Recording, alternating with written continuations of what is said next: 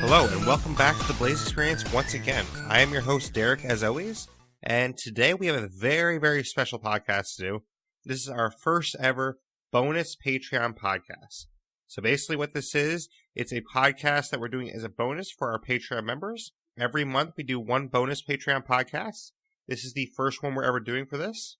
And essentially patrons can submit ideas for what they want me to cover for that bonus podcast of the month. Today's bonus podcast was a really awesome idea submitted by Maximilian Colby.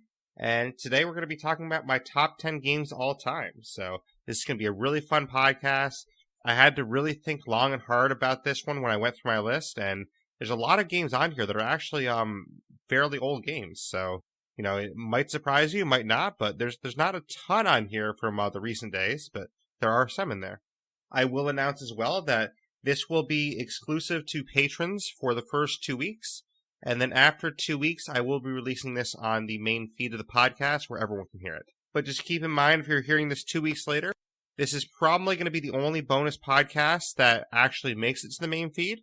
I don't plan on releasing a lot of these to the main feed because they are supposed to be just for patrons, but I wanted to release the first one to the main feed as sort of a tease for the rest of everyone else. That way you can kind of see what the bonus podcasts are all about, because the bonus podcast could be, you know, large overarching topics like my favorite games of all time, or they could be about a TV show. They could be about, you know, sports. It could be about anything. I mean, it could really go in several different directions with these bonus podcasts, but I wanted to share the first one with you all. That way you kind of get a taste of what the bonus podcast could be, and see if you want to get out of that and become a patron. So if you do want to become a patron, then it's going to be patreon.com/BlaiseXperience. That's patreon.com/BlaiseXperience. But basically, this is going to be my top 10 games all time. I do want to preface this by saying that these are my favorite games all time, so this is going to be a list that a lot of people aren't going to agree with probably, and a lot of you probably won't even know some of these games possibly, but I went through this and I decided what games did I have the most fun with and what games did I spend the most time with, or what games that impacted me the most. So there's not a lot of huge, gigantic AAA titles on here. You know, there's some very small indie titles. There's a couple of AAA titles as well. But basically, this is a list of the games that impacted me the most in my life and the ones that I kind of wanted to share with you all, because you know, a lot of these games I did put a lot of time in, or even if I didn't put a lot of time into some of these, they impacted me a lot going on in life, and they really, you know, sparked my love for gaming. So these are 10 games that basically meant the most to me over the course of my life. So I hope you enjoy this. And again, you know, if you have different opinions on your list, that's great, you know, because we all like different things, but I have a pretty eclectic taste, and I like games from, you know, several different genres, and you're going to kind of see that throughout this list a little bit. And I will do my best to describe the games a little bit for all 10, but keep in mind, some of these games I haven't played in years and years and years, so I don't remember them, you know, like very intimately. I mean, I remember like what I loved about them and stuff like that, but I may not remember every detail about all these games, because, you know, if a game came out in like 1999, I'm probably not going to remember every detail about it, you know, now in 2019. So, because that was 20 years ago at this point. So, a game that's 20 years old, I'm probably not going to remember every detail of, but I'm going to remember what I loved about it and things like that. So, I hope that makes sense. But before we begin, I do want to quickly shout out the patrons that we have this month, or at least that we have right now. So, I want to spend a special thank you to Maximilian Colby, Naya Cyan, MFN Juggernaut, Meter, Coconut Kid 123, and OTG0. Thank you to all of you for being patrons. It's all of you that made this podcast possible, so this podcast would not even be happening without those 6 folks. So thank you very much to the 6 of you, and I hope that all of you enjoy this content, because, you know, this is made for you. So this is made for the patrons, and I do hope that you enjoy it. And anyone that's listening 2 weeks later, I hope you enjoy it as well. And, you know, maybe you consider becoming a Patreon member for as little as $1 a month. But I did actually end up having a couple of honorable mentions. So I started with a short list of maybe like 25 to 30 games, and I kind of just chipped away at that.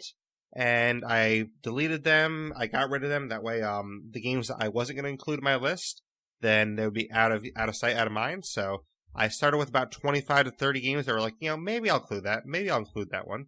And I ended up with 12 basically. And so I did make a top 10 list, but I do have 12 written down because there are two that I was very close to putting on here, but I just didn't, and I decided to make them audible mentions. So one of these is a game that everyone is familiar with at this point, and it's something that has become a huge franchise. But back when this was first released, it was kind of experimental, and this is Super Smash Bros., which was released for the Nintendo 64 back in 1999. And back then, no one really knew that Super Smash Bros. Was going to go on to become what it is today. And it was such a fun game back then. I remember playing that game a lot. You have all your different characters. You have Link, Samus, Fox, and you had all those different games kind of rolled into one, and you can kind of battle each other. And I really loved how unique it was with having the different worlds you could battle on. You could battle at Hyrule Castle for Link, or you could battle on Star Fox's ship, or Samus's, world with all the lava. So all those things are really cool. You get Pokemon Stadium, where you could have Pokemon you could throw out there, things like that. So it was really interesting to me, and this was a game that I got a lot of enjoyment from back then. But it is an honorable mention for me just because I didn't play this game as much as some of the games that are higher on my list, and it also didn't have as much of an impact on me because thinking about it, since this first game came out, I've never really played a lot of Smash Brothers. I mean, it was basically the very first Smash Brothers I played a lot, and past the first Smash Brothers, I've never really played Smash Brothers too much again. I mean, I played a little bit of Smash Brothers Melee on the original Wii, and that's basically the only other Smash Brothers I've ever played is the Melee one. So I haven't played a ton of Smash Brothers, and for that reason, I didn't think it was really right to include it in my top 10 because, this is kind of a one and done for me where, I kind of liked the first game and I enjoyed it, but I didn't play it as much as some of the other games and didn't really have a huge impact on me as some of the other games either.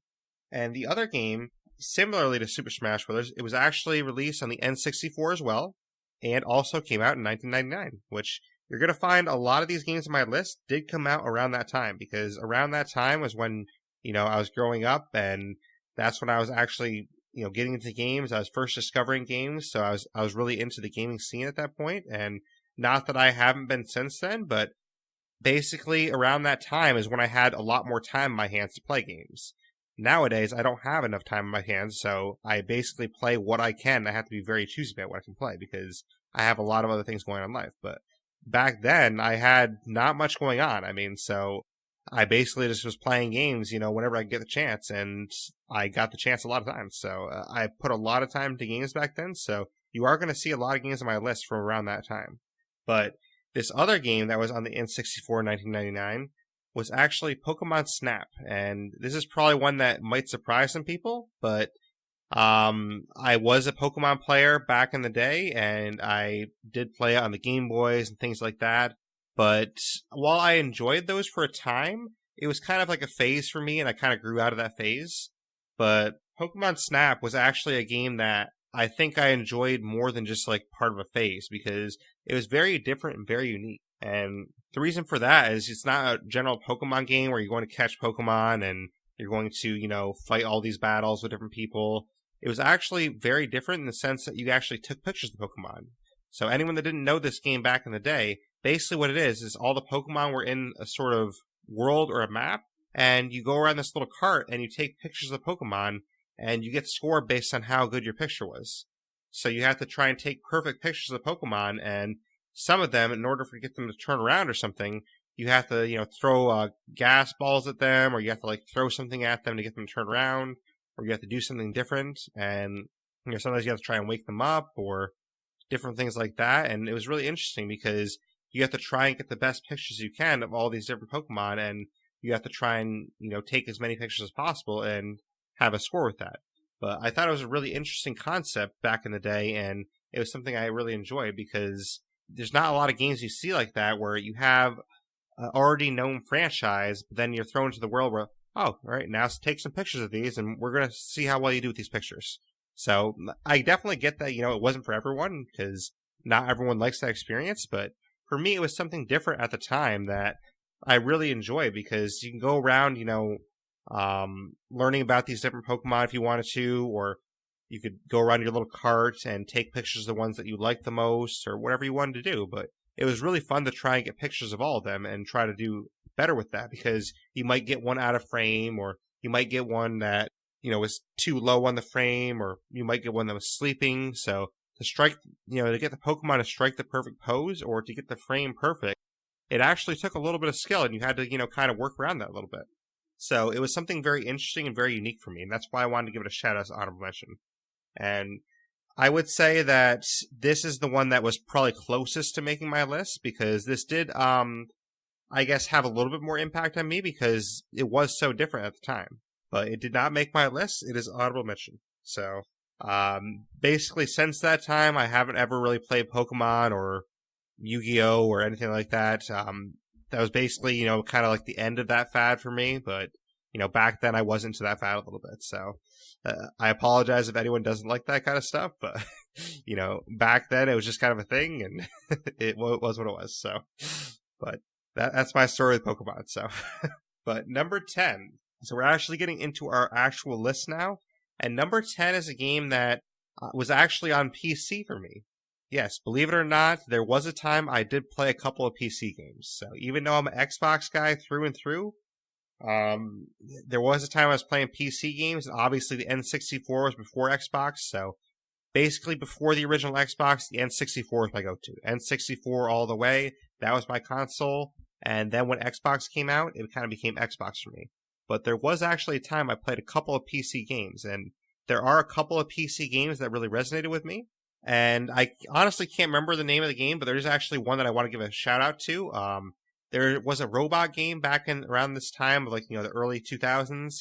I think it was Robot Arena, I think it was called. That was a PC game that I actually played a little bit. It was around the popularity of BattleBots, but I don't think they had the BattleBots license, so I had to call it something different. So I think it was called Robot Arena, but that was actually a pretty cool PC game that I used to play a lot too. So that is a quick little shout out to that one. I guess that's the third honorable mention for you. But there are a couple of PC games I played, and this one that is my number 10 is Medieval Total War. And this is actually a game that I honestly just repurchased a couple of days ago because I saw that was $10 on Steam and I had a gift card. So I'm like, all right, yeah, I'll repurchase that. I'll give it another shot, kind of feel some of that nostalgia. And honestly, it was just as fun as I remembered it. The only problem was the game continuously kept crashing and crashing and crashing. So I would get into, I'd get really into a game, like, all right, this game is going really good. This is fun. Having a lot of fun with this game. Oh, game crashed. All right, let's get back into it. All right, having a lot of fun. Oh, game crashed. And it got so frustrating. And I played it for, I think, 4 or 6 hours, something like that in total. And eventually I had to ask Steam for a refund. And at first they denied my refund, but then I sent them another email and they approved my refund after that because, I love the game and I would have enjoyed having it and continuing to play it, but it just kept crashing so often and it was frustrating. But originally, back in 2002, this was released. It didn't crash that much back then. So I don't know if it's just the way they ported it or whatever happened, but something happened with this version that I bought a couple days ago, and it didn't work right.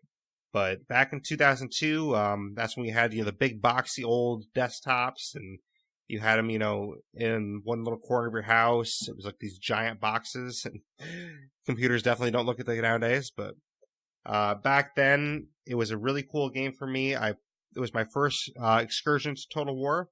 I don't think I ever bought Rome Total War. I think I thought about it back then, but Medieval Total War I did buy, and I played that a lot. So anyone that doesn't know, Medieval Total War is basically a strategy war game that is somewhat turn-based, but also somewhat real-time strategy. So basically how it works is, think of a game like Risk. So it's kind of like a game of Risk with more detail to it. Because in Risk, you have to try and conquer the continents and conquer the whole map. Well, Medieval Total War was the same way. You have to conquer the whole map, but you actually have named generals, you have named kings. When your king dies, his heir takes over, so you have to have an heir in line, because if you don't have any heirs, then your faction actually dies out and you lose the game.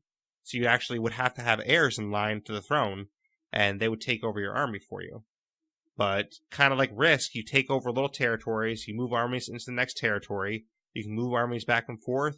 You have all these different little units, which unlike Risk is a lot more detailed because you could have, spearmen, you could have horsemen, you could have archers, you could have all these different units. And so in my eyes, the Total War series, which I'm not an expert on the series, I've only ever played Medieval Total War. That's the only one I've ever played. So I'm definitely not an expert on the series as a whole. But in my eyes, the way I see this is it's a cross between Civilization and Risk. Because in Civilization, you have different armies like that as well. But Civilization is more open world where you can kind of, go wherever you want and explore a little more and create cities and stuff where you want.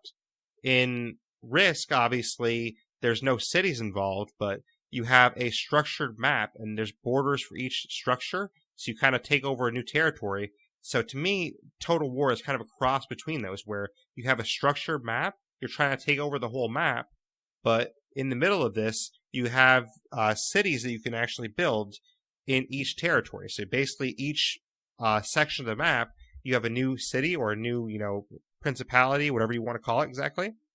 But basically you can build up forts there, you can build different buildings there to train different troops, and there's other factions of the map too. So you might have, 10 other factions of the map. You might have, okay, I'm the Egyptians and I'm going against, I'm in a war with Turkey or something like that. And you might have to, destroy the Turkish troops. And that's kind of how the game works. You have the ancient era. This is based in the ancient era. So you had the Byzantine Empire. You had Egyptians, the Almohads. You had the Danes, the Spanish. What else do we have?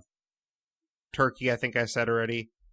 So you had lots of different factions involved, and this actually came with an expansion too called Viking Invasion, which that one goes back a little further, and you can have the Viking part of that where you can play as the Vikings, or you can play as the Picts, the Saxons, the Mercians, different factions that were in Europe at the time. But yeah, honestly, that game was really cool, and it was a game that definitely resonated with me.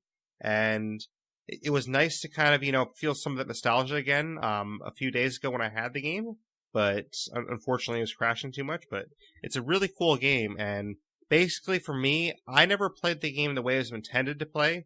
And the reason why I say that is because I never actually got into the RTS stuff. So the real-time strategy part is where if you go to fight an army, you can actually conduct that fight yourself, and you can actually have that battle. So say I'm the Egyptians and I'm going to attack the Byzantine Empire. If I'm going into battle with them, I can actually conduct that battle myself and actually tell which troops to go where, which troops to attack when, things like that. To me, that's not really what the enjoyment for me was. So I never actually tried the RTS part that much because I'm not as much a real-time strategy guy. I'm more of a turn-based strategy guy, and that's what the main campaign part is turn-based. So you have your map, you can tell what buildings you want to build, you can decide what troops you want to train, you can move your troops around different spots, and then you can actually have the computer automatically do the battles for you. So that's what I chose to do, and that's the way I play it. I know a lot of fans of the Total War series probably don't play it like that. And that's probably, what? Like, you play it like that? That's not even playing the real game. Like, that's probably how they would feel if they heard me say that, and that's totally fine. I mean, we all get enjoyments out of games, how you want to enjoy it. And for me, I didn't really enjoy the RTS aspect, but I really loved the turn-based aspects of the game, and that's the way I played it. So, very cool franchise. Medieval Total War is my number 10. So, number 9 for me is a game from the original Xbox.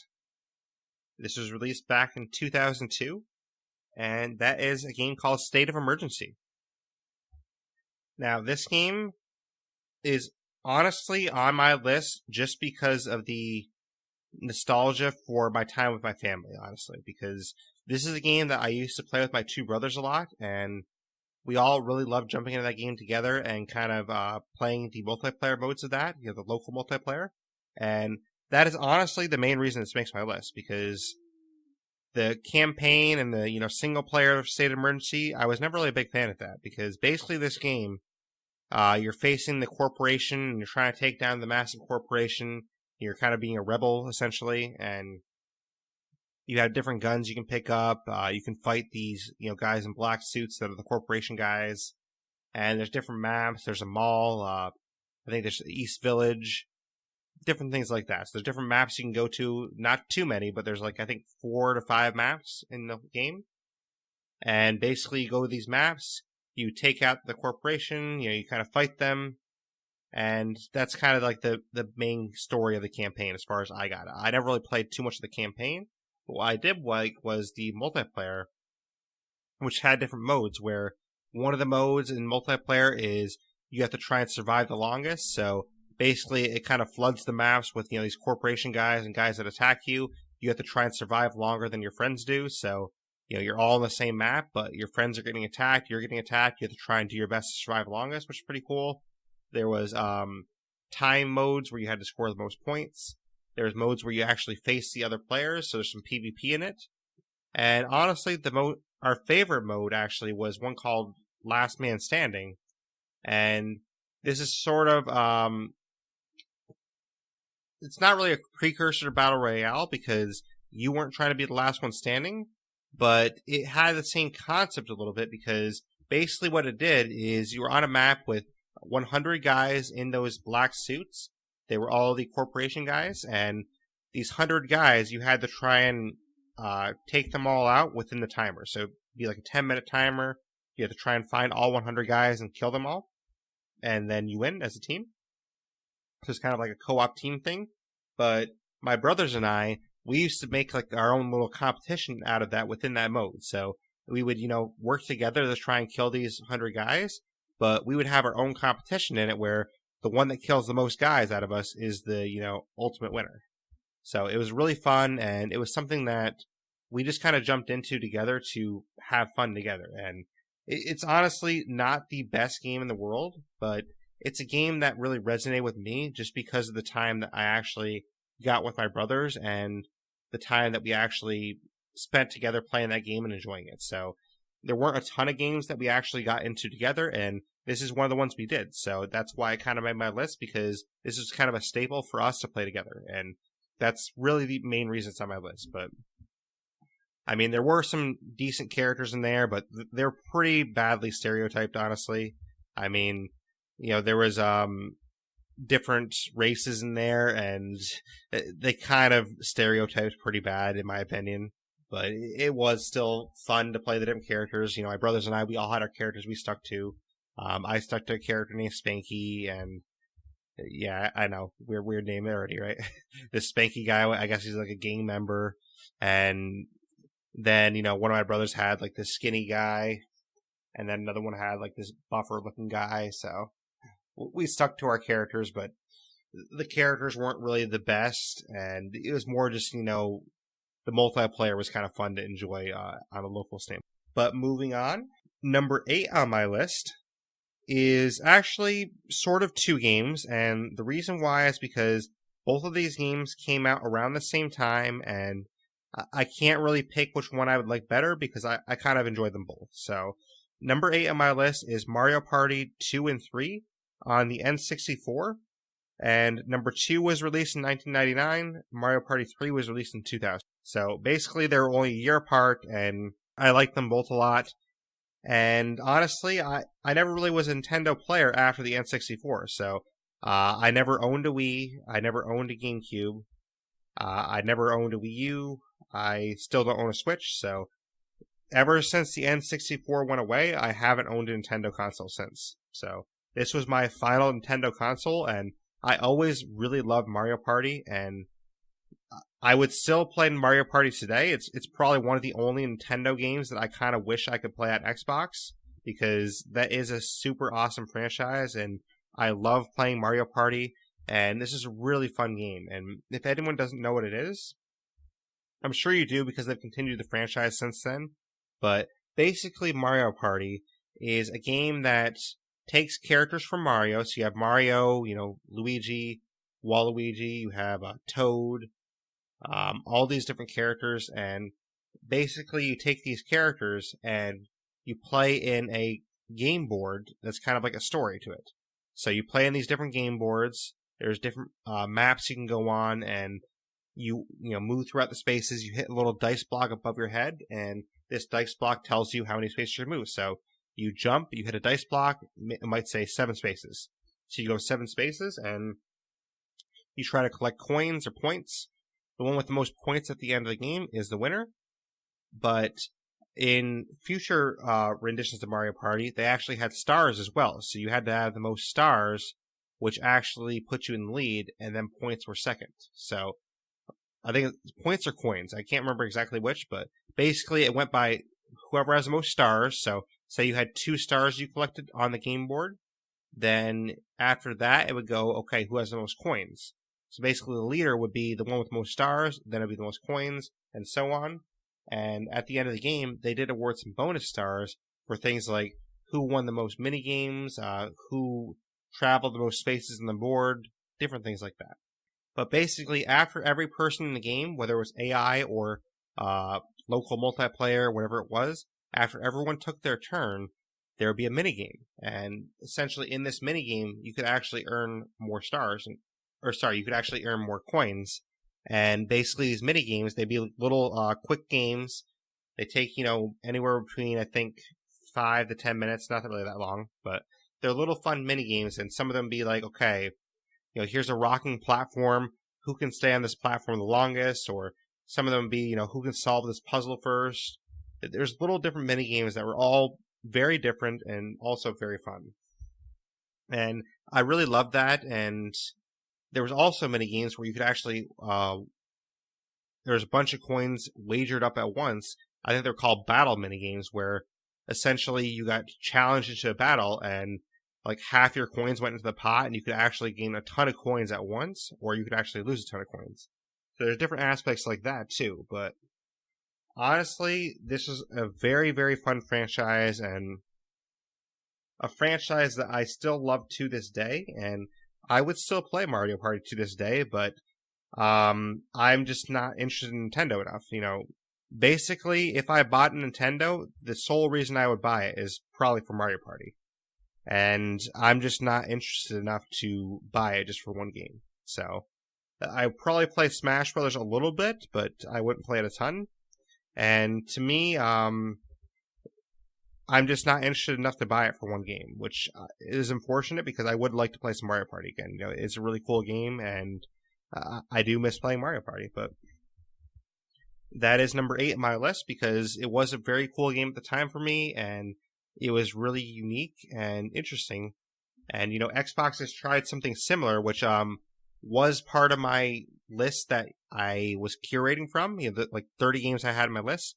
Fusion Frenzy 2 is basically Xbox's version of Mario Party. And yes, Fusion Frenzy 1 as well, but honestly, Fusion Frenzy 2 is so much better than Fusion Frenzy 1. Which I don't know why Fusion Frenzy 2 is not on backwards compatible yet, but it isn't, so hopefully at some point it does. But Fusion Frenzy 2 is an Xbox 360 game, and it was very similar to Mario Party, and it had mini-games in different worlds and things like that, and you go through and you play the mini-games with friends, and you try to win.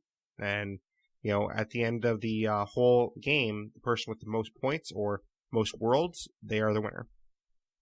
So very similar concept to Mario Party, and that almost made it onto my honorable mentions, but I couldn't even put on my honorable mentions because it wasn't a game that I really had the same level of nostalgia and experiences with. It was a game that I found as an afterthought that kind of got a little bit of enjoyment. But Mario Party back then was a lot more enjoyable for me and a game that I spent a lot more time with. So, number 7, we're sticking in 1999 again. So I told you 1999 was going to be a big year. 20 years ago basically is where a lot of these games on my list are coming from. But I did enjoy them all a ton back then. And this is another one from N64 as well. So N64 was a console I really remember fondly. And I honestly don't even know what happened to ours, from this day. I mean, I know we used to have one as a family, and I really don't even know what happened to it. I mean, I don't know if we sold it. I'm pretty sure we sold it probably, but I no longer have one. And the game for number 7 is Destruction Derby 64. So Destruction Derby 64 was what it sounds like. It's a Destruction Derby game, and you have different cars. You go around the map trying to destroy different cars, and my favorite things in this game were the battle maps. So they're kind of, I think they're called arenas, but it had World Championship. It had point system where you get points for colliding with somebody, a point for gripping. You get points for checkpoints. There's Capture the Flag, which is very cool as well. But there was also a sort of deathmatch version where you basically just go and, you try to be the last car standing. And that was probably my favorite thing, which, was kind of like sort of a battle royale car game, essentially. But they had like these bowl maps, and these bowl maps is where you just go in there, you try to, wreck everyone and try to survive. And honestly, the most memorable for me, anyone that is familiar with this game, most memorable for me is a bowl map called the Junkyard. And it's a very simplistic map. It just has a ramp that goes, on two sides. It's in a circle. There's a ramp that goes on two sides, and you basically go up this ramp to a stage up above. And then there's like a lower bowl where it has, a bunch of sand and it's a pit. So it's basically just a pit with some sand and a ramp on one side. So one side has all sand. One side has like, raised platform with a ramp. And that's basically the entire map. But it was most memorable for me because, it's really short and closed area. You just go around trying to smash some cars, and it was honestly a lot of fun. And, they had different cars like a police car, ambulance, hatchback, hot rod, a taxi cab, bunch of different cars in there. And it was honestly just a really cool game, and a game that I really had a lot of fun with. Even though it's probably not, the most world-class game in the world, it's a game that really resonated with me, and a game that I had a lot of fun with. And, my liking of destruction derbies in real life, where like you go to the grandstands or you go to a fair or something like that, and they're doing a demolition derby. My love of demolition derbies in real life, seeing those happen, that came from this game. Like, I literally enjoyed those because of this game. And this game is where I actually learned to enjoy those. So it's not like I go to see a lot of demolition derbies, but the fact that I even like demolition derbies at all, it's strictly from this game, Destruction Derby 64. And that is the whole reason I actually like demolition derbies to this day. But it's a very fun game. It's kind of like the precursor to Burnout a little bit, I would say. Burnout is more, which Burnout was a game that I did think about, by the way. Very cool game, one that I definitely want to give a shout out to, but did not make my list. But it's kind of Destruction Derby 64 is a little bit of a precursor to that in the sense that, it's really fun to take out cars, take down cars. But Burnout is more of a racing game, and Destruction Derby is more about destruction. So it was very fun, and I did enjoy this game a lot. But moving on, number 6 on my list is, you guessed it, from 1999 again. So this is technically of the top 10, this is the third one that's from 1999. If you count Mario Party 2 in there. But this one is actually the second and final PC game on my list. So I only had 2 PC games that made my top 10, but this is one that actually did make my top 10 for PC. It was just outside the top 5. So number 6 on my list is Roller Coaster Tycoon. And this is a game that I had so much fun with back in the day on PC, and I would use my, old family desktop that we had, and I would have so much fun with this game, making my, theme park. I'd make my water slides, or, make my Ferris wheels, or whatever I was making my theme park. I really loved the game mechanics of it, and what I loved most was the management in this game. And that's kind of been a common theme with me in games, is I really love management games, honestly. Like, I love those, or maybe not full management, but games that have great management aspects to them. Like, for example, State of Decay, which I'm sure will be on the list later, spoiler alert. But I love games that have management aspects to the game while you can still have fun with other things too. And Roller Coaster Tycoon, I really love the management aspect of that game, where you could, charge different prices. You could charge different prices at the gate. Then you could charge, prices for your rides. You could try to attract people by building a different attraction that they might like more. You could, tear different attractions down. If something broke down, you had your repairmen. You had to hire your repairmen. And I thought that was really cool that, things can break down. You have to have, like, top repairmen send those repairmen over there to repair it. You had to have people, picking up the trash in your park to keep it clean. So you could build different walkways. You could have, fancier walkways. You could have, I put trash cans, like, everywhere just to try and keep the park clean. And it was really cool, actually. And I remember at one point, I was trying to just play around with it, and I even was charging for people to use the bathroom. So I would charge people like 50 cents to use the bathroom. Like, all right, 50 cents, come to the bathroom, 50 cents. Which that would definitely not work out in real life, but I figured, back then I'm like, hey, why not? Let's shoot the shit. Let's, kind of just do it and see what happens. So it was kind of fun back then. I just play around with things, and I would like close off pathways sometimes just to see if people could find their way without a pathway. It was kind of interesting to try that out and, see if people could actually find the pathway there. And one of the cool things, too, is making queuing lines, because if you had a really popular ride, then obviously you jack up the price for that ride. But not only that, is you can make queuing lines, and you could have a bunch of people waiting in line, but if your queuing line wasn't big enough, somebody would go to that line, and they wouldn't actually ride the ride because the line's full. So they just walk away. But if you made a bigger queuing line, then they could actually do it. So I made some, really big queuing lines for my top rides, and it was honestly a really fun game to play around with, and it's a game that I would probably try out again sometime, because it was a game that I really enjoyed and I had a lot of fun with. But that is my other PC game that made my list. And now we have our top 5. So I will say, in our top 5, we do have some games that aren't from 1999. In fact, I will say that the entire top 5, none of those are from 1999. A couple of them are older games, yes, but some are newer games as well. So, number 5 on my list is a game that is very different than a lot of games I've talked about up to this point. It's a game that is a lot based on story. It has a really good story to it, and it's basically a pure story game. And the whole game literally is just a long story, basically. And that is a game that a lot of people are familiar with. It's The Walking Dead by Telltale Games, Season 1, which that released on Xbox One, April 24th, 2012. And this is a game that spawned the whole series. Obviously, Telltale is gone now, which sucks because Telltale made some awesome games.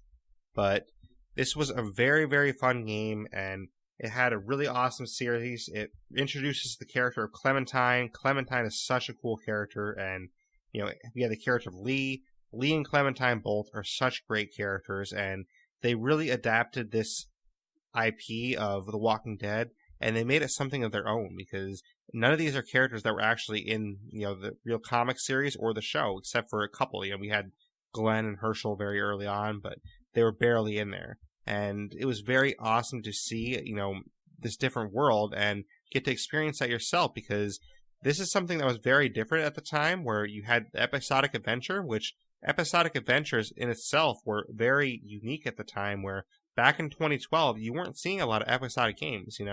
We've seen a little bit more now, but back 7 years ago when this game came out, you weren't seeing a lot of that really happen.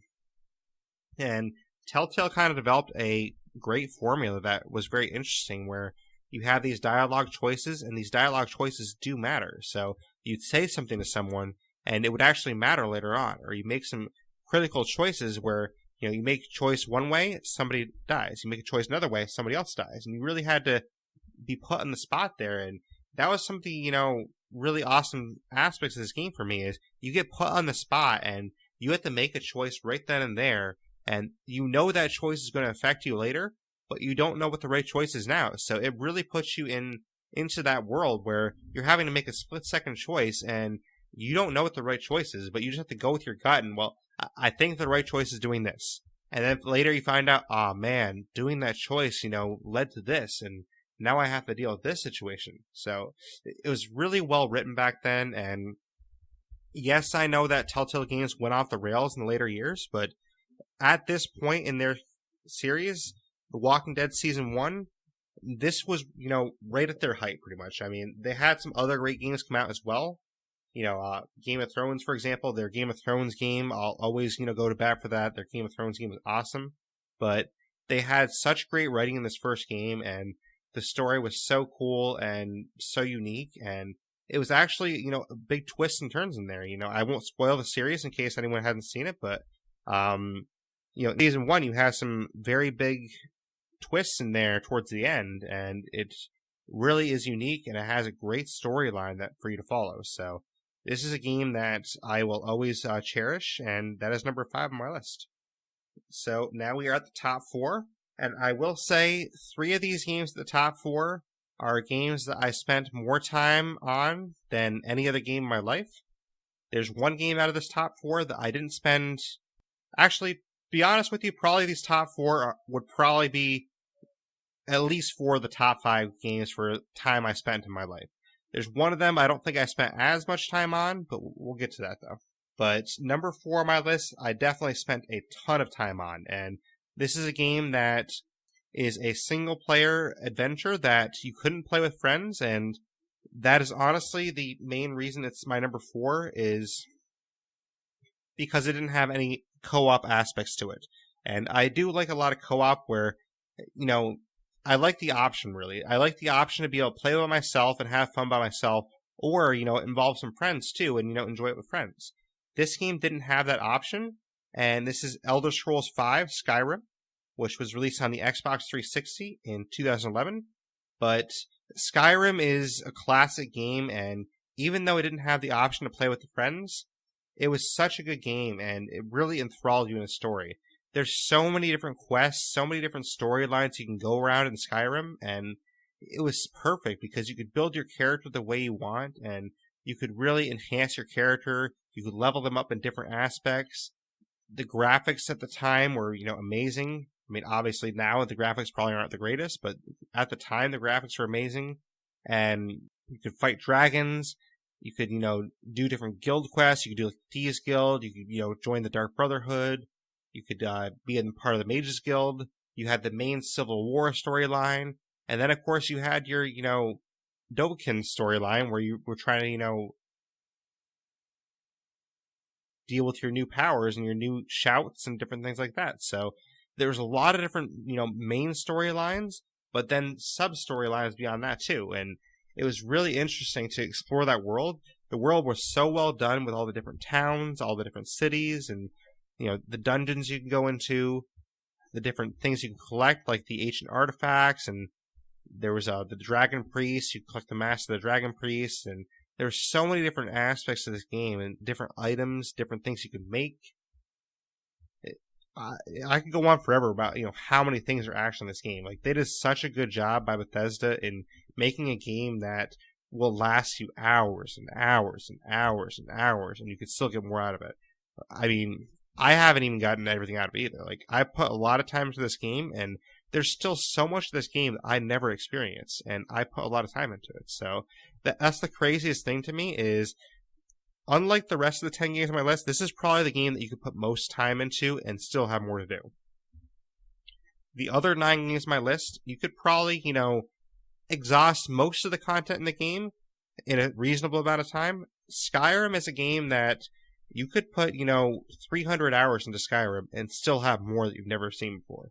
And that is a crazy concept because for most people don't put 300 hours into any game. And 300 hours in one game and then still having more to do beyond that, that's just crazy. I mean, I honestly don't know how much time I put in the game because I wasn't keeping track back then, but I do know it was a lot. I know it was comparable to some of the other games in the top of my tier here. But Skyrim is such a fun game, and I can't wait for Elder Scrolls 6. I guarantee when Elder Scrolls 6 comes out, I will be playing the game for sure.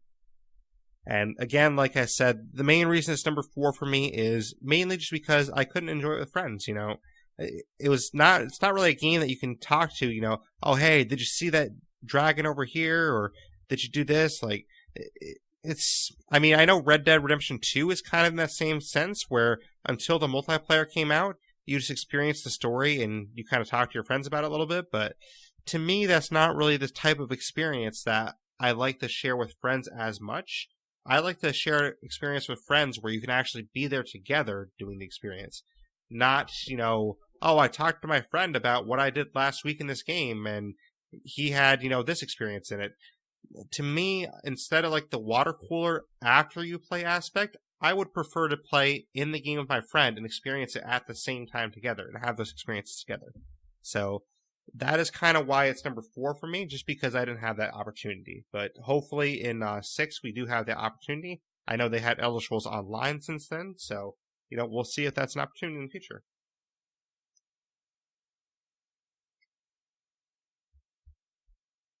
Oh, and real quick too, with my number 5, the Walking Dead Telltale, part of the reason that's number 5 for me is just because there's not a ton of replayability to it. Yes, you can replay it and get the different story arcs, you get the different choices in there, but I mean, honestly, there's not a ton of replayability to that. You can play through it probably twice, and after twice, I don't really think you'd want to play through it after 2 times. That's basically why that's my number 5. There's not a ton of replay value there.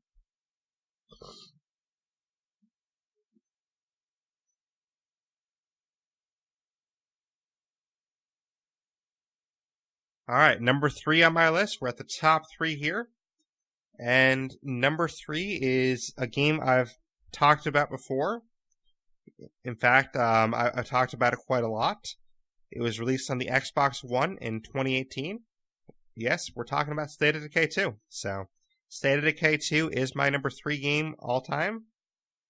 And I know that probably sounds weird coming from the guy that's talked for hours and hours and hours about State of Decay 2 on this podcast, but I mean, it was really hard for me to put State of Decay number 1 because there are games that I put a ton of time to back in my youth that I'm really nostalgic for. And, hopefully this doesn't offend anyone Undead Labs, if they do hear this. I love your game, and I think being number 3 in my all-time list is, pretty high up there, so hopefully you don't be offended by that at all. But honestly, the 2 games above this, have a lot of nostalgia in there for me, and they're games that I really enjoyed with friends, or I enjoyed my youth, and they really meant a lot to me when I was younger. And it's hard to combat that with a game that comes out now. As much as I love State of Decay now, it's such an amazing game, and I keep going back to it, and I never get sick of State of Decay. It's a game that I don't think I'll ever get sick of. But the same can be said for my games at 1 and 2. My games at 1 and 2, I never got sick of either. Just unfortunately for those 2 games, they were on systems that kind of are gone by the wayside now. So that gives away a little bit, So that does tell you that they're not Xbox One games, but they're games that are a little bit older, and it's harder to go back and play them now because I don't even have those systems anymore. So, but State of Decay 2, we all, or at least most people listening to this podcast, probably know exactly what it is, but it's a zombie survival game, and it's definitely my favorite survival game I've ever played, and it's a game that is so unique and so fun because it has those management aspects I was talking about earlier, like the roller coaster tycoons type stuff where you can actually manage things. It has aspects like that where you can manage your base, you can manage your resources, your food, your materials, different things like that. It has that resource management, which I love resource management type stuff, but it also has zombies, which who doesn't love killing zombies? But on top of that as well, it also has survival aspects too, where you have your health that has permadeath. The permadeath in this game is amazing because it really makes you care about your character's lot. So there's so many different aspects of State of Decay that it's mind blowing to me to see how much is actually baked into this game under the surface. Because on the surface, you just see, okay, oh, it's a zombie survival game. You just walk around shooting zombies, and that's all there is to it. On this bare bones surface, that's what it might look like to some people. But once you break into the game, there's so much beneath the surface of this game that you would never even know about if you didn't really get into it. Because if you dig deep in this game, there's so many different cars you can use. There's different bases that all have interesting things to them, interesting different aesthetics to them. There's different traits, different skills. Like, it goes on forever how much is actually in this game. And I still haven't even talked about everything in this game in the podcast either. There's still topics for the podcast that I've never covered that I do want to cover at some point. I've talked about the different bases, the different facility mods, and all those different things, but still, even after all I've talked about for State of Decay 2, there's still things I've never talked about before, and they are on my list of things that I want to talk about in the future. So, hopefully eventually I can get to them because it seems like because the team at Undead Labs, they do such a great job with releasing content that it seems like whenever I'm like, okay, I'm sort of running out of topics here. Let's break out one of these topics I haven't talked about yet. Right when I'm about to do that, it seems like, oh, they just released more content. All right, let's talk about the new content. Then it's like, okay, the new content's slowing down. Let's break out one of these topics I've never talked about before. Oh, they just released something new. So, props to Undead Labs because right when I'm about to get to a topic that I haven't talked about before, it seems like that's when they release new content, and then I'm talking about the new content instead. So, I believe I think hero bonus is one of the things I haven't talked about before. All the hero bonuses you can get, and that's one thing that I definitely want to cover in at least one or two podcasts at some point because there's a lot of them. But that's one topic I've never covered, for example, that I do want to cover at some point. And it just seems like, every time I get around to where I might cover that topic or something else happens. And, we have a new patch or, patch 8.0 comes out. We have to talk about that. Or, we have another patch or another DLC or whatever comes out. It's just so amazing that this team keeps at it. They keep at it so much. We just had Choose Your Own Apocalypse come out, and all of the stuff that comes out for this game is just amazing. The Zombie Hunter, Choose Your Own Apocalypse, Daybreak. There's so many aspects of this game, and this is just my favorite game that has come out in a long time, and I really love this game. Basically, this is the newest game on my list. The next newest would have been Walking Dead Telltale Games, so I guess, in theory, that means this is my favorite game in the last 6 or 7 years. So, and I know there's obviously a ton of games within that 6 or 7 years that were amazing, but again, I don't have as much time or funds to play as many games as I did back in my youth. Back in 1999, 2000, 2001, around those years, that's when I had plenty of time on my hands to play games as much as I want. I could play, a ton of games, however long I wanted to play them, and never really have to worry about it. But now, I have so much going on that, I have a kid, I have a family, I've got a full-time job. Like, I have so much going on now that obviously I didn't have as a kid, so there's so many things going on now that I just can't play as many games. And it is unfortunate, it does suck. I do wish I could play more games more often, but I have to be really picky and choosy with the games I do play. And this is a game that will always have a place in my heart, and I will continue talking about State of Decay for a long time to come, and I can't wait to see what Undead Labs does next for it.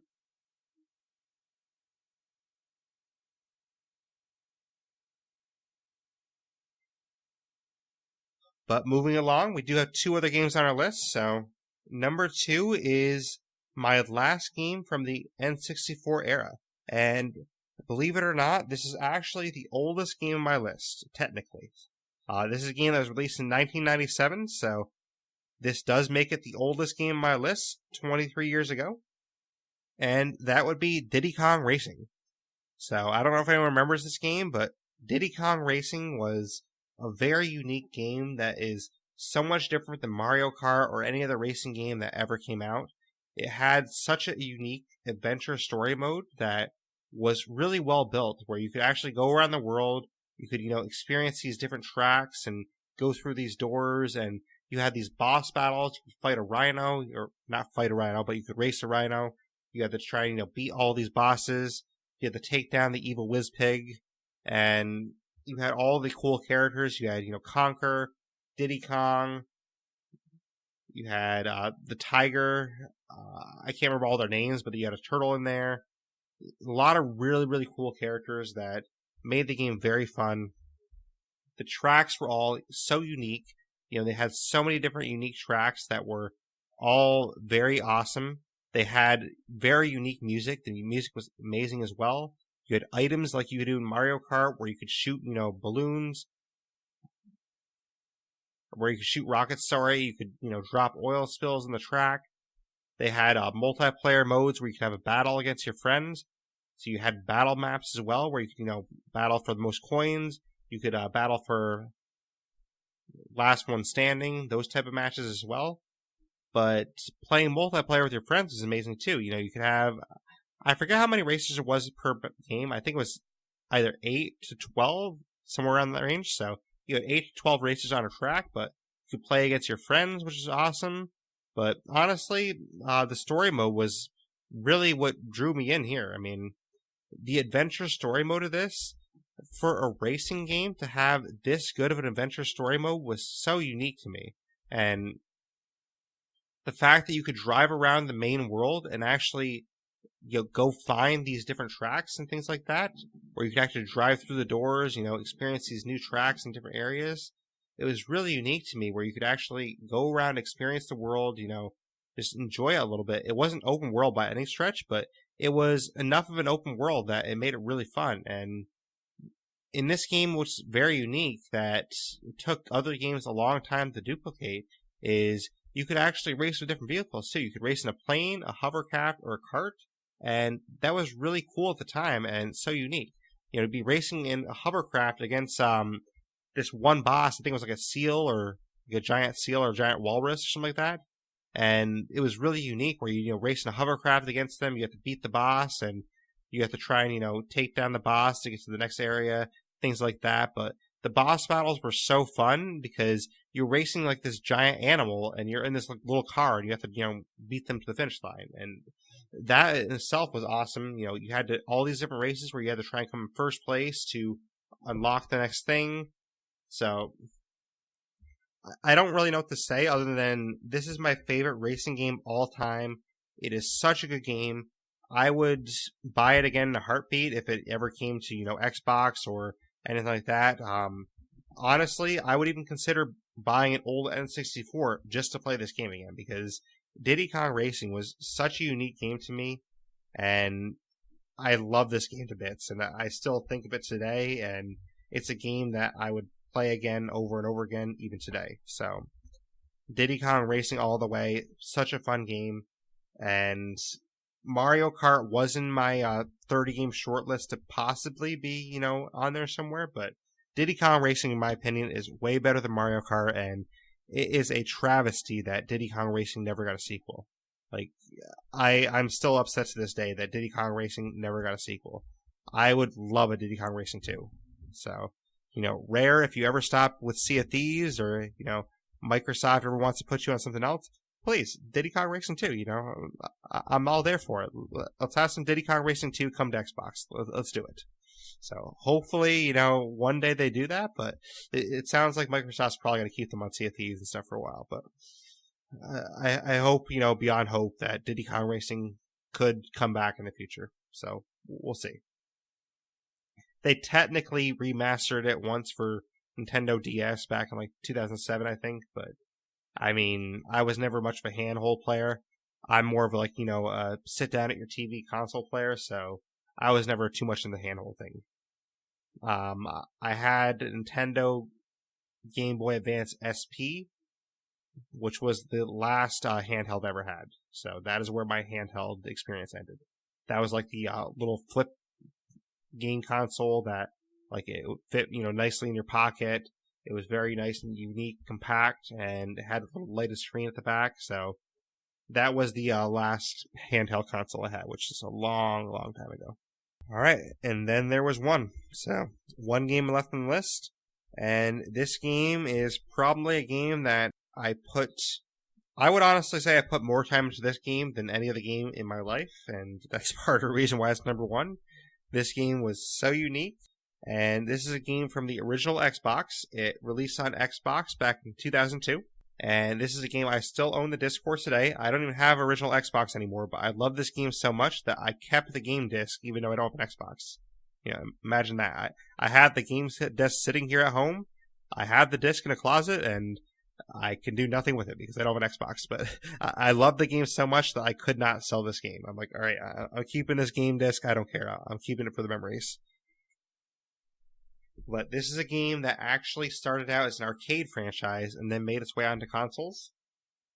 And we are talking Gauntlet Dark Legacy. So this is a game that a lot of people may not have ever even heard of, but Gauntlet Dark Legacy was such a fun, unique game, and I'm proud to call it my favorite game of all time. Gauntlet Dark Legacy had different characters, different races you could be.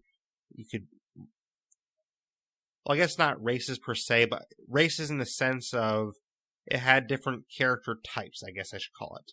Like you could be a wizard, you could be a jester, you could be a minotaur, you could be a warrior. So I guess the better word is classes, what I'm thinking of. So different character classes. Sorry about that. But it had all these different classes you could be.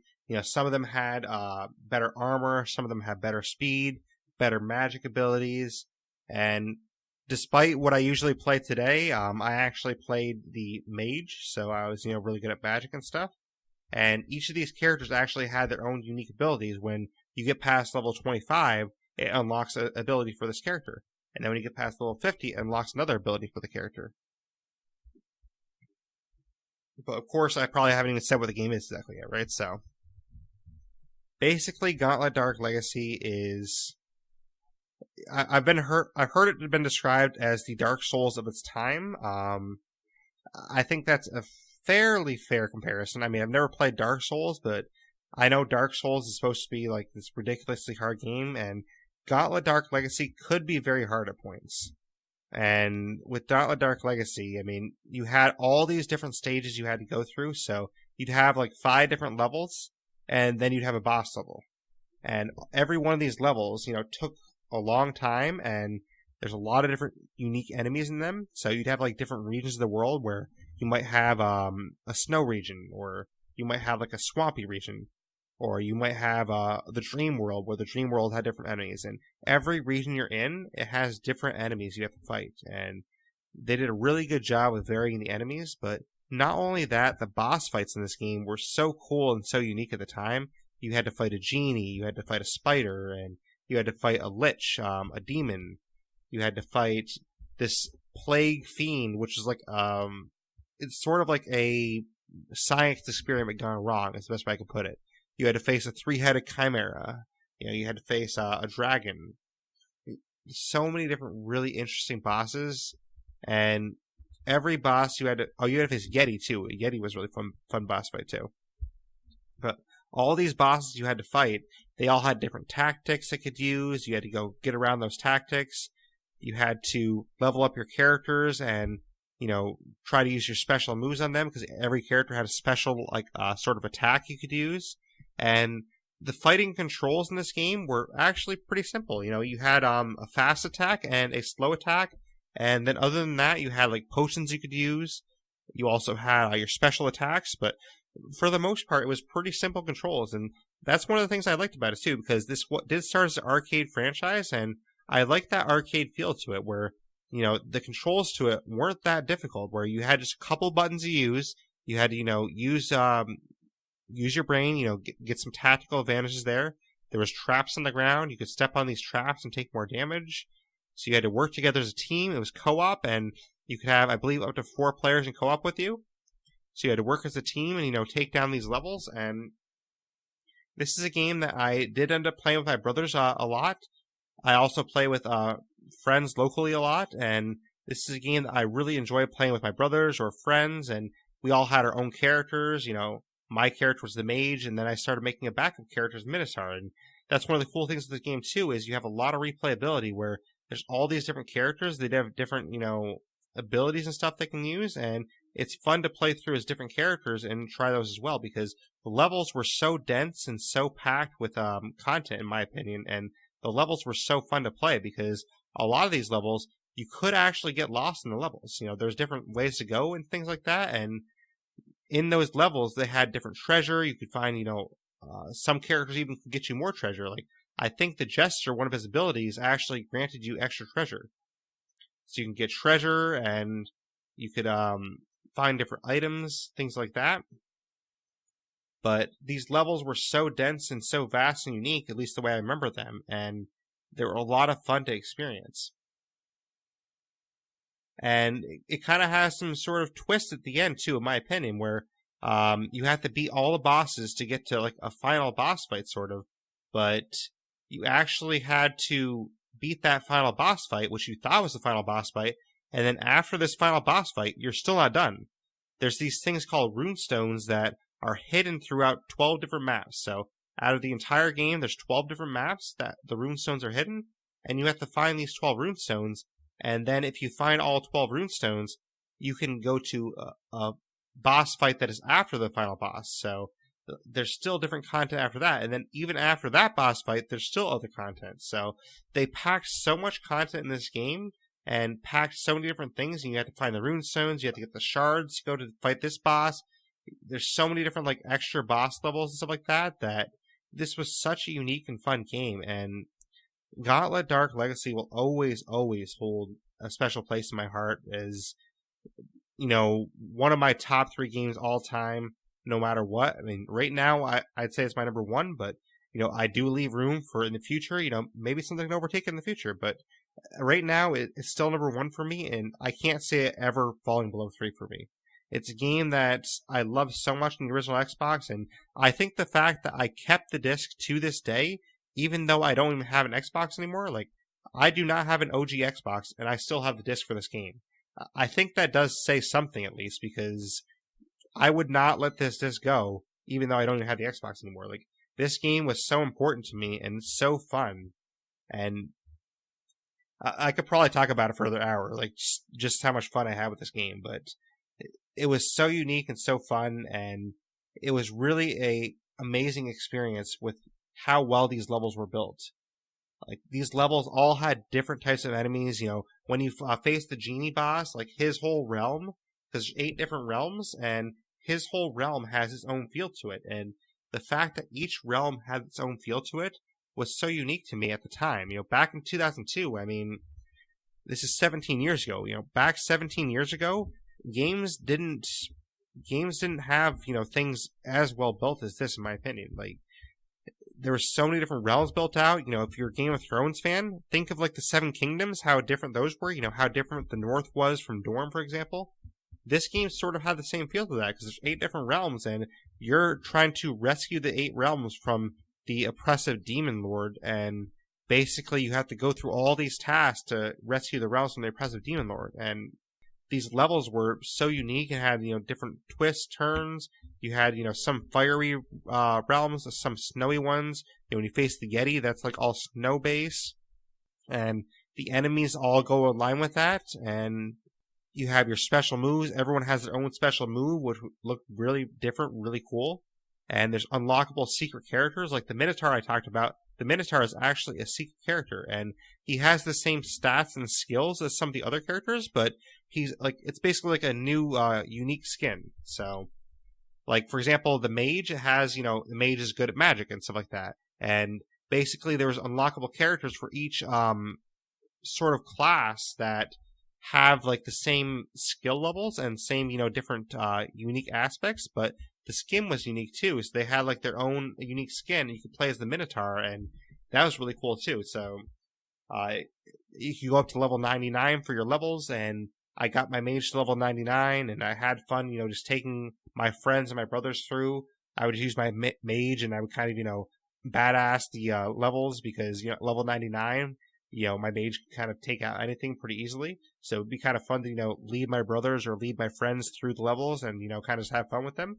But then I also started my backup character, which is like my Minotaur, and I got him up high too. I think I got him to like level 60 or 70 before I stopped with him too. So it's just such a fun game, and it had so much unique replayability to it, in my opinion, because you could always go back and play through these levels again and just, experience the levels all over again. There's so many different levels.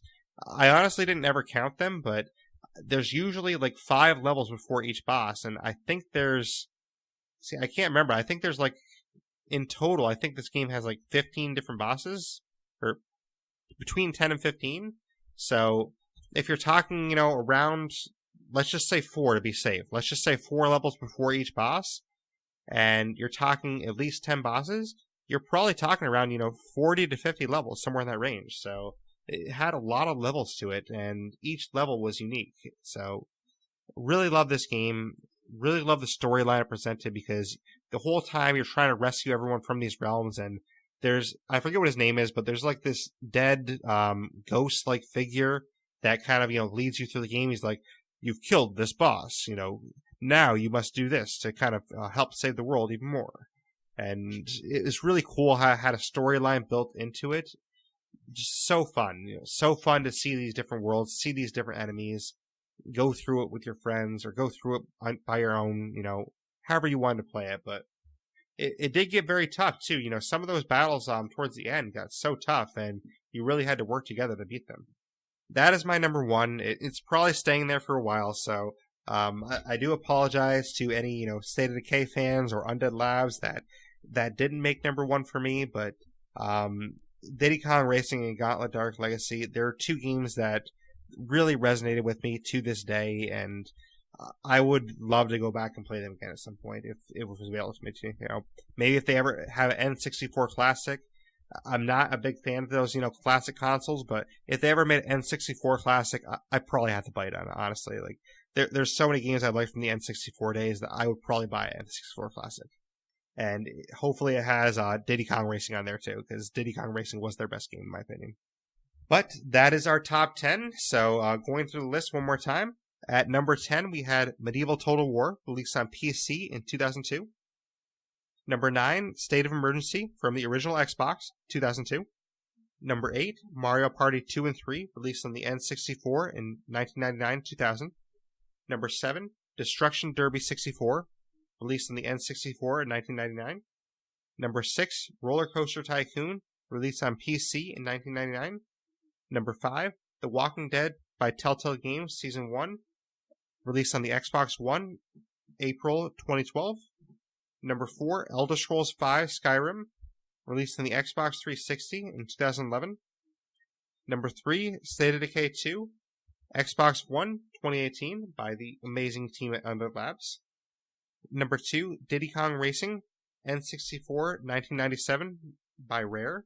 And I guess I never said what company made this, but number 1 is Gauntlet Dark Legacy, made by Midway Games West, released on the original Xbox back in 2002. So Midway Games is who made that. So I don't know if there's any other Midway Games fans out there, but Midway Games definitely did an amazing job in this. And, hats off to Midway Games on this amazing game. And real quick, my honorable mentions too, I mentioned Pokemon Snap and Super Smash Bros., both in the N64 from 1999. Those are my honorable mentions. But, top 3, Gauntlet Dark Legacy, Diddy Kong Racing, and State of Decay 2. Those are 3 games that are super replayable for me. Games that I would be happy to go back into any day. I would go play any of those 3 right now. So, very fun games, and I really love all of them for different reasons. And I think my list kind of shows too my eclectic taste a little bit, because I have some strategy games in there, I have some management games in there, like Roller Coaster Tycoon. I have war strategy like Medieval Total War. I have party games like Mario Party and Diddy Kong Racing, which is sort of like a party style game. I've got Destruction Derby, which is sort of that racing style as well. I got some single player action like Skyrim. I have some co-op action like State of Decay 2, Gauntlet Dark Legacy, State of Emergency, and I have some single player story action like Skyrim as well. Or even a story game like Telltale Games Walking Dead. So it kind of shows, in my opinion, like how eclectic my taste has been over the years, because I really enjoy a lot of different genres of games. One of the only genres that I'm not huge on is I'm not huge on fighting games, like say Mortal Kombat style games. I'm not really big on those type of games, and it's just because quite frankly, I'm not good at those games. I mean, I'm just not good with you have to XX2, Y3, ZB2, 8, and then, hit right bumper 3 times, and then, left trigger once. Like, I'm not good with memorizing, okay, this is the combo to do this move. Like, to me, that's not my style as much. Hats off to anyone that does enjoy that. I will say I do enjoy watching people play those, but that's just not my style to play. But other than that, I do enjoy most styles of games in some capacity. But I do want to thank Maximilian Colby for this idea again. This was his idea for this to be a podcast. Thank you once again to our Patreon members, Maximilian Colby, Naya Cyan, MFN Juggernaut, Meter, Coconut Kid 123, and OTG0. And if you yourself are listening to this 2 weeks from now and you want to become a Patreon member, you can do so on patreon.com/Blaise XPerience. That's patreon.com/Blaise XPerience, which is BLAISE XPerience, which will also be in the show notes when you find this 2 weeks from now. I would definitely love to have you all there. For as little as $1 a month, you can help support the content I'm creating. And thank you all for listening to the podcast, too. If you are already listening to it, you obviously have a way to listen to it. But if you want a different way to listen to it, then you can do so via Spotify, Stitcher, Apple Podcasts, Google Podcasts, Radio Public, Podbean, Blueberry, and many other directories. And if you want to contact me, you can always contact me via email, theblaisexperience@gmail.com. You can jump in my Discord, which will be in the show notes. You can contact me on Xbox or Twitter @Blaise XPerience, capital BLAISE, capital XPerience. And I do have a YouTube and Facebook as well, but I don't use those as often, so I would recommend contacting me via Twitter or Discord as the most likely way you can hold me. But I definitely love to hear from all of you. You know, if you are listening to this, whether you're a Patreon member or you're not a Patreon member, if you have any ideas for a future bonus podcast, let me know, because I'm open to ideas for non-gaming podcasts too. You know, if there's like say you want me to do like a podcast on my takes from E3, or if you want me to do a podcast on, you know, my top 10 TV shows all time, or whatever it is, you know, I'm game for pretty much anything. So if you have any ideas on what I could do for a bonus podcast, then let me know, and I will definitely take those into consideration. And I will say, though, that if you're someone that's not a Patreon member and you're letting me know, chances are you may not hear that podcast, though, if you don't become a Patreon member, because this is probably going to be the only podcast, or maybe I'll make an exception in the future, but as of right now, I'm planning this to be the only podcast that non-patrons can hear from the bonus podcast, because I do have to be fair to the patrons. You know, this is something that's supposed to be just for them, but I did want to release the first one to non-patrons. That way you could all get a taste of what the bonus podcast could be, and, you know, how those could work. So maybe, you know, in the distant future, you know, never say never. I mean, maybe in the distant future, there's a day where I go, okay, this bonus podcast, you know, non-patrons should hear this one too. And, you know, but I would talk to the patrons before I did that. So if you are a patron, don't worry. I would talk to you before that happened. So as of right now, this is the only bonus Patreon podcast that will ever be on the main feed. But if that changes in the future, then you guys will know about it. But thank you again to the patrons. Thank you as well to the non-patrons. You know, if you don't want to become a Patreon member, or you don't have the funds to do so, don't worry about it at all. You know, I definitely understand, and it's not a big deal. The fact that you listen to the podcast at all, the fact that you know, join me on stream, and the fact that you're supporting my content, it means a lot either way. So the fact that you're even listening to me say this right now, that means a lot that you're giving me that time. So don't worry about it if you can't donate or anything. That is not a huge deal. I just appreciate that you're actually enjoying the content. So thank you very much for enjoying the content, and I will see you all on next week's podcast or on stream, which is going to be mixer.com/Blaise XPerience. That's mixer.com/Blaise XPerience if you want to see me on stream. But thank you everyone for listening. I really appreciate it, and thank you again to all of you for making this content possible. Especially the patrons Max, Naya, MFN, Juggernaut, Meter, Coconut, and OTG. Thank you all for being the first patrons of the first bonus podcast. And thank you everyone for listening to the Blaise XPerience.